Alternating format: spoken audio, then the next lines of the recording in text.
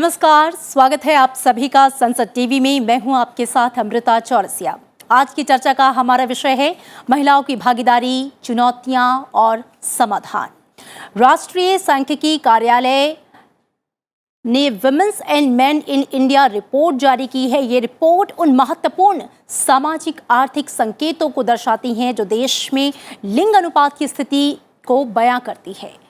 हर साल ये जो डेटा है वो जारी किया जाता है मंत्रालय की ओर से। रिपोर्ट के मुताबिक 2021 में भारत की अनुमानित जनसंख्या 136.13 करोड़ है और लिंगानुपात के मामले में 2001 के मुकाबले 2011 में एक अच्छी तस्वीर जो है वो उभरकर सामने आई है। 2001 में 933 से बढ़कर ये जो संख्या है वो 2011 में 943 हो गई है। और कुछ शहर जिसमें दिल्ली है, चंडीगढ़ है, अरुणाचल प्रदेश है, जहां पर जो स्थिति है वो काफ़ी बेहतर है। ये जो स्टेट्स हैं वो लिंगानुपात के मामले में नंबर 1 है। वहीं दूसरी ओर दमन दीव लिंगानुपात में फिलहाल यहाँ पर जो है वो गिरावट देखने को मिली है, यानी कि अलग अलग स्टेट्स में तस्वीर जो है वो अलग है। शिशु मृत्यु और मातृ मृत्यु दर की बात करें तो फिलहाल इसमें भी गिरावट आई है, जो कि एक अच्छी खबर है। सेहत के मुहाने पर अगर हम बात करें तो महिलाओं की जो स्थिति है वो पहले से काफ़ी बेहतर हुई है। साक्षरता दर की बात करें तो 2011 में 73 से बढ़कर ये 2017 में 77.7 हो गई है। और निर्णय लेने में अगर हम भागीदारी की बात कर रहे हैं महिलाओं की, तो केंद्रीय मंत्री परिषद में महिलाओं का जो प्रतिनिधित्व है 2020 में 9.26% है। वहीं पंचायती राज संस्थाओं में सबसे अधिक महिलाओं की भागीदारी राजस्थान, उत्तराखंड और छत्तीसगढ़ राज्यों में देखी गई है। तो आज की चर्चा में बात women and men in India report पर हम करेंगे, समझेंगे कि पिछले 40 और 50 सालों में विभिन्न क्षेत्रों में महिलाओं की जो स्थिति है उसमें क्या बदलाव आ रहा है, उसमें किस तरह की भागीदारी बढ़ी है, इन बदलावों के पीछे की सामाजिक राजनीतिक जो सोच है उसने किस तरीके से अपना योगदान दिया है। और जब हम सतत विकास के लक्ष्यों की बात करते हैं तो ये बदलाव कितना अहम है, कितना उत्साहजनक है और इस मुहाने पे क्या चुनौतियां हैं जिसे एड्रेस करने की ज़रूरत है। दो बेहद खास मेहमान मेरे साथ जुड़ गए हैं, आपसे उनका परिचय करवा दूं। Doctor S K. सिंह हैं, आप प्रोफेसर हैं, department of mathematical demography and statics, international institute for population sciences. Sir, बहुत स्वागत है आपका संसद टीवी में। साथ ही मेरे साथ अनन्या अवस्थी हैं, आप असिस्टेंट डायरेक्टर हैं Harvard India research centre Mumbai से। आप दोनों का बहुत स्वागत। ये जो रिपोर्ट आई है women and men in India, जिसमें कुछ खास सेक्टर्स हैं जिसमें ये दर्शाया गया है। हालांकि लिंगानुपात के मामले में हम देख रहे हैं कि स्थिति पहले से थोड़ी बेहतर है, लेकिन अलग अलग क्षेत्रों में महिलाओं की भागीदारी की अगर हम बात करते हैं तो कुछ क्षेत्रों में ये इसमें अपलिफ्ट दिखा है, कुछ में गिरावट दिखी। जहां तक मेरी सोच है, केवल लिंग अनुपात ही नहीं, ओवरऑल समय के साथ साथ, डेवलपमेंट के साथ साथ हमारा जेंडर शिफ्ट हो रहा है हमारी कंट्री में। जो भले ही हमारे कल्चरल फैक्टर्स, इकोलॉजिकल फैक्टर उस रफ्तार से बदल नहीं रहे हैं, इसके बावजूद भी हमारे देश में निश्चित रूप से एक जेंडर शिफ्ट की स्थिति क्लियरली इमर्ज हो रही है। जो मैं बोल रहा हूँ उसको देखने के लिए अगर एजुकेशन को देखें, एजुकेशनल सेक्टर को देखें, एजुकेशन में महिलाओं की स्थिति कैसे बदल रही है, उनका एज एट मैरिज कैसे चेंज हो रहा है जी, महिलाओं का एम्प्लॉयमेंट किस तरीके से चेंज हो रही है, ओनरशिप ऑफ एसेट्स, चाहे हाउस हो, लैंड हो, मोबाइल हो या बैंक अकाउंट हो, किस तरीके से चेंज हो रहा है, उसके की ड्राइवर्स क्या हैं, इन सारे तथ्यों को देख करके इस बिंदु पे एक सही आकलन किया जा सकता है। इसके अलावा जैसा आपने हिंट भी किया, इंपावरमेंट, ओवरऑल वीमेन्स इंपावरमेंट समय के साथ साथ चेंज होते जा रहा है। उस इंपावरमेंट को अगर अलग अलग डायमेंशंस में तोड़ करके देखा जाए तो मोबिलिटी, पहले महिलाओं को बहुत जगह अकेले जाने से रोका जाता था, आज महिलाएं समाज के हर क्षेत्र में अकेले जाने के लिए कहीं भी स्वतंत्र हैं। अपने खुद के या अपने बच्चे के स्वास्थ्य संबंधी किसी समस्या के लिए, चाहे हेल्थ फैसिलिटी पे जाने की बात हो, अपने रिलेटिव या परिवार के पास जाने की बात हो, या बैंक जा करके अपना काम करने की बात हो, या बेसिकली मोबिलिटी के मामले में महिलाएं पहले से ज्यादा स्वतंत्र हो रही हैं। हमारे सारे डेटाबेस, सारे एविडेंस ये दर्शा रहे हैं। इसके अलावा अगर हाउस होल्ड डिसीजन की बात करें, परिवार में पति पत्नी और लोगों के साथ मेजर जो डिसीजंस होते हैं उनमें महिलाओं की भागीदारी देखा जाए तो पिछले एक दशक में काफी बढ़ा हुआ है जी। सबसे जो निगेटिव इंडिकेटर है वायलेंस अगेंस्ट वीमेन, चाहे वो डोमेस्टिक वायलेंस हो, स्पाउसल वायलेंस हो, सेक्सुअल वायलेंस हो, उस वायलेंस में भी हर एक डेटा सोर्स ये बता रहा है काफी कमी आई है। इसलिए ये ऑल 7-8 इंडिकेटर मिल करके ये दर्शाते हैं कि निश्चित रूप से हमारी कंट्री में जेंडर शिफ्ट हुआ है, महिलाओं की स्थिति काफी अच्छी हुई है। Thank you. जी बिल्कुल, तो आप ये मान रहे हैं और ये जो आंकड़े हैं इस रिपोर्ट के माध्यम से जो दर्शा रहे हैं कि जो जेंडर शिफ्ट है वो महिलाओं के पक्ष में है और ये स्थिति फिलहाल उत्साहजनक है। अनन्या अवस्थी, मैं आपका रुख करना चाहूँगी, रिपोर्ट में जो आंकड़े दिए गए हैं आप उसे लेकर किस तरह का आकलन करेंगी? अगर हम पॉलिसी मेकिंग की बात करें, पॉलिटिक्स की बात करें तो हमने देखा है कि जो तस्वीर है वो पहले से काफ़ी बेहतर हुई है। कुछ एक क्षेत्र, अगर हम महिलाओं की स्वास्थ्य की भी बात करें तो स्थिति पहले से काफ़ी बेहतर हुई है, आंकड़े भी इसकी गवाही दे रहे हैं। महिलाओं की एम्पावरमेंट की जब हम बात कर रहे हैं, उनकी बेहतर स्थिति की बात कर रहे हैं, इस रिपोर्ट में जो कुछ कहा गया है उसे लेकर आपका क्या दृष्टिकोण? जी, आप सबको मेरा नमस्कार। तो मैं एक पब्लिक हेल्थ प्रैक्टिशनर हूँ, तो मुझे लगता है कि जहाँ भी लोक स्वास्थ्य के आंकड़े होते हैं वो वैसे ही मुझे जो है काफ़ी मैं उत्सुक रहती हूँ स्वास्थ्य के आंकड़ों को लेकर के। तो मैं ये दर्शकों को बताना चाहूँगी कि अगर आप इस रिपोर्ट को देखेंगे और जितने भी लोग इंडिया की, भारत देश की जो है हेल्थ मॉनिटर कर रहे होंगे, वो ये जानते होंगे कि टोटल फर्टिलिटी रेट या मैटरनल मोर्टालिटी रेट या इन्फेंट मोर्टालिटी रेट, ये बड़े की इंडिकेटर्स हैं जिससे किसी भी देश का कितना, उनकी महिलाओं का, उनके बच्चों का क्या विकास हुआ है, इसका आप जो है आकलन लगा सकते हैं। जी। तो अगर आप रिपोर्ट को देखेंगे तो आप पाएंगे कि जो मैटरनल मोर्टालिटी रेट है वो सन 2016 से 18 के बीच में 113 तक रिड्यूस हो गया है, जो कि 212 था सन 2007 और 9 में। इसके साथ ही साथ अगर आप टोटल फर्टिलिटी रेट भी देखेंगे तो आप पाएंगे कि रूरल इंडिया में अभी 2.3 दर्शा रहा है और 1.7 अर्बन इंडिया में दिखा रहा है। इनफैक्ट अगर जो डेटा का पूरा जानकारी रखते हैं, अगर हम नेशनल फैमिली हेल्थ सर्वे का डेटा भी देखें जो राउंड 5 का आया है, जिसमें अभी करीबन 22 स्टेट्स का रिलीज हुआ है, तो मुझे लगता है वहां पर भी टोटल फर्टिलिटी रेट 2.1 तक, जिसको हम रिप्लेसमेंट रेट कहते हैं, हम दो हमारे दो कहते हैं, वो 3 स्टेट्स को छोड़ करके सारी स्टेट्स ने ये अचीव किया है। तो मुझे लगता है वही डेटा कहीं ना कहीं रिप्लेसमेंट रेट तक का डेटा जो है 2.3 रूरल में, 1.7 अर्बन में, मुझे लगता है कि पॉपुलेशन कंट्रोल की जहां तक बात है इसमें बहुत ही बड़ा एक रोल प्ले करने वाला है।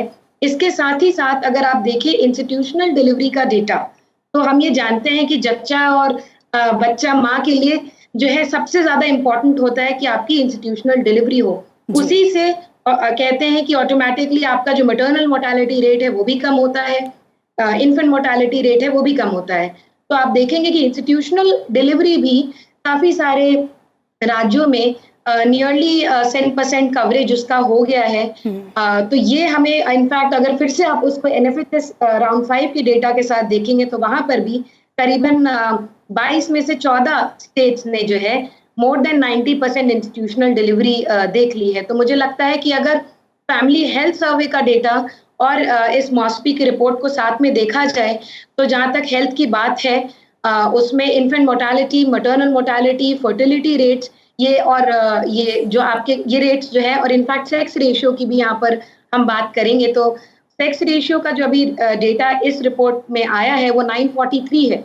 तो मुझे लगता है कि 933 से बढ़ के 943 तक ये एक आंकड़े देखने में छोटे लगते हैं, लेकिन अगर आप उसको पॉपुलेशन लेवल पर 1 बिलियन पॉपुलेशन के लेवल पर देखेंगे और मल्टीप्लाई करके देखेंगे तो समझेंगे कि हमने कितनी सारी अपनी छोटी बिटियाओं को जो है फीमेल इन्फेंटिसाइड से बचाया है। जी बिल्कुल। डॉक्टर एसके सिंह, मैं आपका रुख करना चाहूँगी। ये जो आंकड़े कहीं ना कहीं उत्साहजनक जो दिखाई देख रहे हैं, विभिन्न सेक्टर्स में, एजुकेशन की बात करें, हेल्थ यानी सेहत की बात करें, भागीदारी की बात करें, नीति निर्माण में या फिर इकोनॉमी की बात करें, अर्थव्यवस्था में भागीदारी की बात करें महिलाओं की, सरकार की जो योजनाएं तमाम चल रही हैं, चाहे हम बेटी बचाओ बेटी पढ़ाओ अभियान की बात करें, उज्ज्वला स्कीम की बात करें, जनधन खातों की बात करें, महिलाओं को टारगेट में रखे, उनको केंद्र में रख के जो स्कीम्स लॉन्च की गई, महिलाओं के जो मैटरनिटी के लिए जो बिल लाया गया, उसमें जो है हफ्तों की जो संख्या है बढ़ाई गई, ये तमाम जो है इनका कंट्रीब्यूशन आप किस तरीके से देख रहे हैं? जो तस्वीर हम बदलती हुई देख रहे हैं आंकड़ों के माध्यम से भी। जी, आप बिल्कुल सही कह रही हैं। जो हमने 7-8 इंडिकेटर की बात किया, उसको अगर थोड़ा ध्यान से देखा जाए, मैं चूंकि नेशनल फैमिली हेल्थ सर्वे का कोऑर्डिनेटर हूँ, पूरी कंट्री में वो जिम्मेदारी हमारी है। तो प्रॉब्लम ये है हमारी कि अभी केवल 22 स्टेट्स एंड यूनियन टेरिटरी का डेटा हम लोगों ने पब्लिक डोमेन में डाला है। 16 स्टेट्स में काफी ज्यादा बढ़े हैं लास्ट 5 इयर्स में जी। उदाहरण के तौर पे हमारा केरला में 77%, गोवा 71%, हिमाचल 66%, जम्मू कश्मीर 51%। केवल 4 ऐसे स्टेट हैं, त्रिपुरा, बिहार, असम एंड वेस्ट बंगाल, जहां केवल 1/3 महिलाएं 10 और मोर इयर्स ऑफ स्कूलिंग को अटेंड कर पाई हैं। इनको थोड़ा ज्यादा ध्यान देना पड़ेगा। मेरा इशू यह है कि कंट्री काफी डेवलप किया है और सरकार के प्रयास डिफिनिट रूप से इंडिकेटर के चेंज में दिख रहे हैं, लेकिन कुछ स्टेट्स ऐसे भी रह गए हैं जहां अतिरिक्त प्रयास की जरूरत है। उदाहरण के तौर पे एक एम्प्लॉयमेंट को देखें, विदाउट इकोनॉमिक एम्पावरमेंट के ट्रू एम्पावरमेंट हो पाना संभव शायद नहीं हो पाएगा। अगर एम्प्लॉयमेंट के डेटा को देखा जाए तो जो हाई स्किल्ड एरियाज हैं वहां डेफिनेटली लास्ट 1 डिकेड में वीमेंस का पार्टिसिपेशन बढ़ा है, बट मिडिल स्किल में ये जाकर के घटा हुआ है। अगेन लो स्किल में, स्पेशली रूरल एरियाज में, उसमें काफी चेंजेस आए हुए हैं, काफी अच्छा इंक्रीज हुआ है। लेकिन ओवरऑल एक एम्प्लॉयमेंट एक ऐसा फ्रंट है जहां पर अभी भी गवर्नमेंट को काफी कोशिश करने की जरूरत है। हाँ, सरकार के जो वेलफेयर के प्रयास हैं, जैसा आपने बताया जनधन, हम निश्चित रूप से देख रहे हैं कि इंडिया के सारे स्टेट्स में लास्ट 5 इयर्स में वीमेंस के अपने नाम से अकाउंट जिसको खुद हैंडल कर रही हैं वो काफी बढ़ा हुआ है। और इसके 2 वजह हैं। एक वजह है कि गवर्नमेंट ने जो जनधन योजना लागू किया, दूसरा गवर्नमेंट के बहुत सारे ऐसे प्रोग्राम हैं जहां इंसेंटिव्स को कंडीशनल कैश ट्रांसफर स्कीम के तहत डायरेक्ट अकाउंट में ट्रांसफर किया जा रहा है, जिसके चलते महिलाओं के नाम का उनका खुद अकाउंट, उस जो पैसे उनके अकाउंट में ट्रांसफर किए जाते हैं उनकी ओनरशिप काफी बढ़ी हुई है जी। इसके साथ पहली बार हम लोगों ने डेटा कलेक्ट किया कि इस देश में कितनी % महिलाएं मोबाइल फोन का खुद यूज कर रही हैं। अब हम सबको पता है कि मोबाइल फोन ऑलमोस्ट यूनिवर्सल हो गया है, लेकिन मोबाइल फोन का यूज बैंक ट्रांजैक्शन के लिए करना वो एक नया इंफॉर्मेशन है, जहां पर सारे स्टेट में लास्ट 5 इयर्स में काफी विकास हुआ है। हम ट्रू डिजिटल इंडिया की तरफ जा रहे हैं, जहां पर कि महिलाओं की सशक्त भागीदारी क्लियरली दिख रही है जी। 3 हाउस होल्ड डिसीजंस की हम बात कर रहे थे। बिहार और हरियाणा को छोड़ करके बाकी सारे स्टेट्स में, इवन NFHS 4 में 15-16 के डेटा के अनुसार भी अराउंड 75% या उससे ज्यादा महिलाएं भागीदारी करती थी। जो अभी हरियाणा का डेटा हमारे सामने नहीं आ पाया है, जून तक आ पाएगा, लेकिन बिहार में दिखाई पड़ रहा है 87% महिलाएं ऐसी हैं जिन्होंने अभी NFHS 5 के अनुसार ये बताया है कि वो तीनों डिसीजन में उनकी भागीदारी होती है, और एक बहुत ही इनकरेजिंग साइन है जी, निश्चित रूप से हमारी कंट्री के लिए जी। बिल्कुल। वायलेंस की जहां तक बात कर रहे थे, हमारा डेटा क्लियरली ये बता रहा है कि इंडिया के हर एक स्टेट्स में एक्सेप्ट कर्नाटका, कर्नाटका में क्यों ऐसा हुआ उसके लिए थोड़े रिसर्च की जरूरत पड़ेगी, लेकिन वायलेंस को हम लोगों ने 3 तरीके से देखा है। Domestic violence, spousal violence and sexual violence. ये तीनों वायलेंस में काफी ज्यादा कमी आई है। हालांकि किसी भी सभ्य समाज में महिलाओं के खिलाफ वायलेंस का थोड़ा भी होना अच्छी बात नहीं है, उसको कंप्लीटली दूर हो जाना चाहिए। लेकिन अभी भी केवल 3 स्टेट ऐसे हैं हमारे, कर्नाटका, बिहार और मणिपुर, जहां पर 2/5 वीमेन ने रिपोर्ट किया कि उन्होंने कभी ना कभी फिजिकल वायलेंस एक्सपीरियंस किया है। बाकी सारे स्टेट्स में वो काफी नीचे चला गया है। Even Kerala, Himachal Pradesh, Jammu and Kashmir, Goa and Nagaland में लेस देन 10% महिलाओं ने कहा कि वो कभी भी फिजिकल या सेक्सुअल वायलेंस उन्होंने एक्सपीरियंस किया है। गवर्नमेंट का एक और एफर्ट्स पास्को एक्ट आपने सुना होगा। जी जी। पास्को एक्ट का इफेक्ट हमारे डेटा से क्लियर दिख रहा है कि सेक्सुअल वायलेंस में इस कंट्री के सारे स्टेट्स में काफी कमी आई है।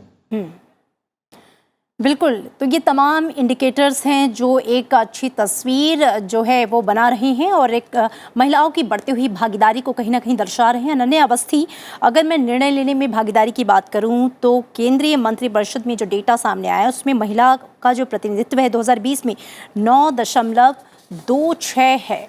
2019 में लोकसभा चुनाव में 437.8 मिलियन महिलाओं ने जो है वो मतदान किया था। यानी कि पॉलिटिकली भी हम देख रहे हैं कि जो महिलाएं हैं वो बहुत ज़्यादा अवेयर हो रही हैं, डिसीजन मेकिंग में उनकी ज़्यादा भूमिका को आप इन आंकड़ों के माध्यम से भी देख सकती हैं। अगर हम पिछले कुछ सालों से या पिछले दशकों से भी कंपेयर करें तो ये इंडिकेटर्स महिलाओं की पॉलिसी मेकिंग में, पॉलिटिक्स में बढ़ती हुई भागीदारी को किस तरह से इंगित कर रहा है? जी, तो मुझे लगता है डेफिनेटली ट्रेंड तो अपवर्ड ही है। जहां तक आप कहेंगे कि वेदर वो हाउस होल्ड डिसीजन मेकिंग का डेटा हो, जैसा कि अभी कहा NFHS 5 में मोस्टली स्टेट्स में जो है यही डेटा निकल करके आ रहा है कि करीबन 3 या 3 से ज्यादा हाउस होल्ड डिसीजंस जो है महिलाएं अपने आप खुद ले रही हैं। इसके बाद बात आती है कि इनका पब्लिक पार्टिसिपेशन क्या है।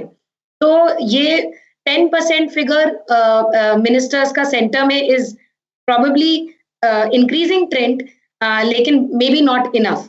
तो मुझे लगता है ये सिर्फ भारत देश का ही नहीं, वर्ल्ड का भी अगर आप डेटा उठा करके देखेंगे तो आप पाएंगे कि 70 to 75% पार्लियामेंटेरियंस हो, मैनेजर्स हो, क्लाइमेट नेगोशिएटर्स हो, वो सभी जो है वो आदमी है और महिलाएं नहीं है। तो मुझे लगता है कि लेकिन उसी के साथ साथ अगर आप इस मॉस्पी की रिपोर्ट को देखेंगे तो आप पाएंगे कि जो विमेन इलेक्टोरेट है उसका भी जो है दर बहुत ज्यादा बड़ा है। तो मतलब महिलाएं जो है, पहले एक जमाना था जब महिलाएं जो है वही वोट डालने जाती थी जहां पर उनके पति कह दें या उनकी सास कह दें या उनके ससुर कह दें। लेकिन हमने ये देखा है कि पिछले 5 से 6 साल में, 10 साल में जो है जो एक विमेन की हाउस होल्ड डिसीजन मेकिंग है, इसी के साथ साथ उनका जो एक डेमोक्रेसी में जो उनका अपना दायित्व बनता है वो डेफिनेटली बड़ा है। लेकिन यहाँ पर मैं एक बिंदु लाना चाहूंगी जहां मुझे लगता है कि वो डेटा इस मॉस्पी की रिपोर्ट में अच्छी तरीके से आया है, क्योंकि इस तरह के फिगर्स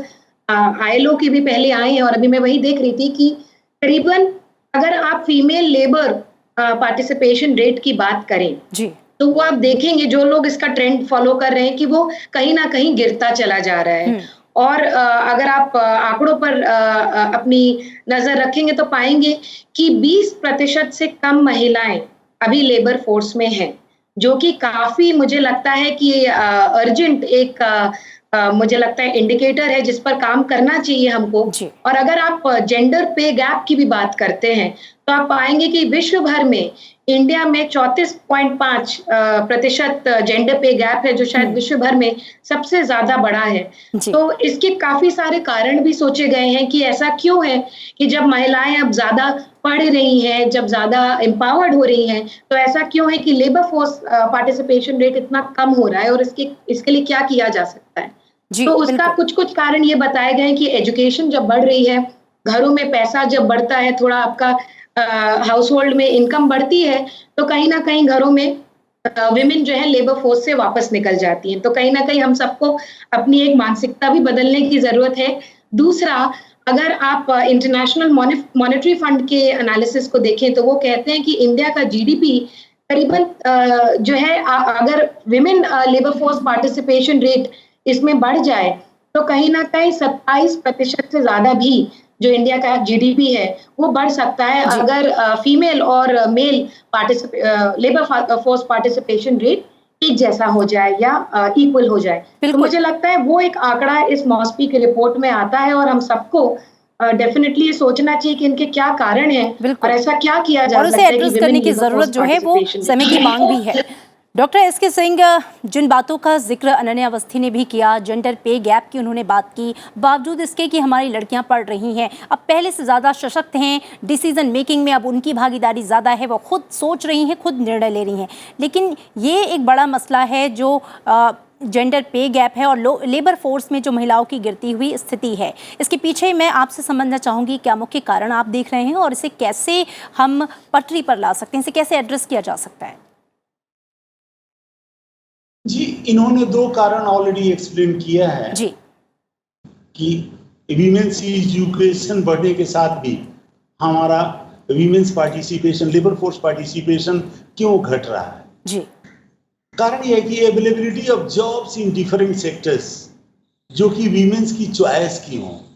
ओके, इवन हमने आपको एक डेटा दिया कि लो स्किल जॉब में वीमेंस पार्टिसिपेशन काफी बढ़ा हुआ है, 19% से बढ़ करके 41% हुआ है।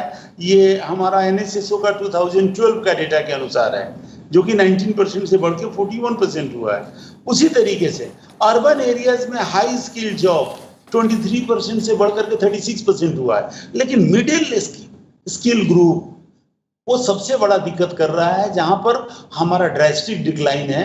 और उस एरिया को कैप्चर करने के लिए इवन प्राइवेट ऑर्गेनाइजेशंस को, प्राइवेट कंपनीज को आगे आना पड़ेगा। सिर्फ गवर्नमेंट सेक्टर को आगे आने से शायद हम वो अचीव ना कर पाए। वीमेंस को हम एजुकेट कर दे रहे हैं, एजुकेशन के बाद वीमेंस फैमिली बिल्डिंग प्रोसेस में education, marriage, child birth, family building process, उसमें से निकल करके निश्चित रूप से अधिक महिलाओं को लेबर मार्केट में ज्वाइन करना पड़ेगा और उनके लिए कंड्यूसिव इन्वायरमेंट क्रिएट बिल्कुल वर्क प्लेस पे उनके अनुकूल जो हैं वो स्थितियां जो हैं वो बनानी बेहद ज़रूरी हो जाती हैं। ऐसे में अनन्या, आप चूँकि वक्त की भी कमी है, मैं क्लोजिंग कमेंट्स के साथ चाहूँगी कि हमने तमाम उत्साहजनक आंकड़ों की बात की, जो इश्यूज़ थे गैप के उसे भी एड्रेस करने की बात की, लेकिन महिलाओं की इस बढ़ती हुई भागीदारी को लेकर जब हम चुनौतियों की बात कर रहे हैं और संभावनाओं की भी बात कर रहे हैं, हम जानते हैं कि इकॉनमी में महिलाओं का कितना बड़ा योगदान है जब हम आधी आबादी की बात करते हैं। तो आपको क्या लगता है कि अभी जो तमाम तरह की योजनाएं चल रही हैं सरकार की ओर से, वो कितनी कारगर हैं इन सब चुनौतियों को एड्रेस करने के लिए, या फिर इस मोर्चे पे और क्या काम किए जाने की ज़रूरत है? जी, मुझे लगता है कि पिछले 5 से 6 वर्षों में 3 स्कीम्स, एक ऐसी विमेन सेंट्रिक स्कीम्स रही हैं और आपको डेटा खुद ही वो कहानी बता देगा। एक है आपका स्वच्छ भारत अभियान, दूसरा जनधन योजना और तीसरा उज्ज्वला। अगर आप स्वच्छ भारत अभियान को देखते हैं और तो आप पाएंगे कि उसमें जितने भी जो भी आपके वो टॉयलेट बनने का पूरा प्रोसेस हो, लेकिन उसमें उसके साथ ही साथ प्रधानमंत्री जी ने एक बिहेवियर चेंज कम्युनिकेशन की बात की थी कि हम विमेन सेफ्टी की बात करें, हम विमेन्स हेल्थ की बात करें, हम विमेन सैनिटेशन की बात करें। और अभी आप जान के खुश होंगे कि जो 8 लाख स्वच्छाग्रही इस देश में हैं, उनमें से करीबन 50% महिलाएं हैं। तो मुझे लगता है पहला तो स्वच्छ भारत अभियान ने काफी हद तक women health, women sanitation, women empowerment में, जहां पर लड़कियां स्कूल से निकल आती थी कि स्कूल में टॉयलेट नहीं है, आज वापस से स्कूल की तरफ रुख कर रही है। तो पहला स्वच्छ भारत अभियान। दूसरा जनधन योजना। अगर जनधन योजना का एज ऑफ नाउ आप डेटा एनालाइज करेंगे तो आप पाएंगे कि मोर देन 50% जो बैंक अकाउंट्स हैं जनधन के अंडर, वो विमेन बेनिफिशियरीज के हैं। तो मुझे लगता है ये एक बहुत बड़ा इसने रोल प्ले किया है फाइनेंशियल इंक्लूजन में। और यही अगर आप एनएफएचएस के भी डेटा को देखें, 22 स्टेट्स के डेटा को देखें, तो करीबन 20 से 21 स्टेट्स में विमेन के साथ जब डेटा कलेक्ट किया तो महिलाओं ने कहा कि 70% महिलाओं के पास एक अपना बैंक अकाउंट था। और तीसरा उज्ज्वला योजना। उज्ज्वला योजना में अभी तक करीबन 8 करोड़ एलपीजी कलेक्शंस दिए गए हैं। और जहां तक उनकी खुद की रेस्पिरेटरी हेल्थ की बात है, उनके खुद की प्रोडक्टिविटी की बात है, मुझे लगता है कि ये 3 स्कीम्स तीनों ही मिल करके, स्पेशली रूरल इंडिया में, इन्होंने बहुत बड़ा रोल प्ले किया है विमेन एम्पावरमेंट में। और अब आने वाले समय पर मुझे लगता है वापस से हमें लेबर फोर्स पार्टिसिपेशन रेट पर रुक करना चाहिए और कहीं ना कहीं अपनी मानसिकता में भी जो बदलाव, वो बेटी बचाओ बेटी पढ़ाओ, इस तरह के नारे सिर्फ नारे ही नहीं होते। मुझे लगता है कि बहुत आगे जा करके ये एक मानसिकता बदलने में, एक चेंज लाने में बहुत ज्यादा कारगर होते हैं। तो मुझे लगता है कि इसी डायरेक्शन में मुझे लगता है कि काम करने की जरूरत है और सोच में भी बदलाव लाने की जरूरत है। मैं आपसे एक आखिरी सवाल पूछ रही हूँ, चूंकि अब क्लोजिंग का टाइम है। जिन चुनौतियों का हमने थोड़ी देर पहले जिक्र किया है, उन्हें एड्रेस करने के लिए, उन पर काम करने के लिए, और किन ज़रूरतों को आप महसूस करते हैं कि उस पर काम किए जाने की ज़रूरत है ताकि इस गैप को पाटा जा सके और इस भागीदारी को बढ़ाया जा सके?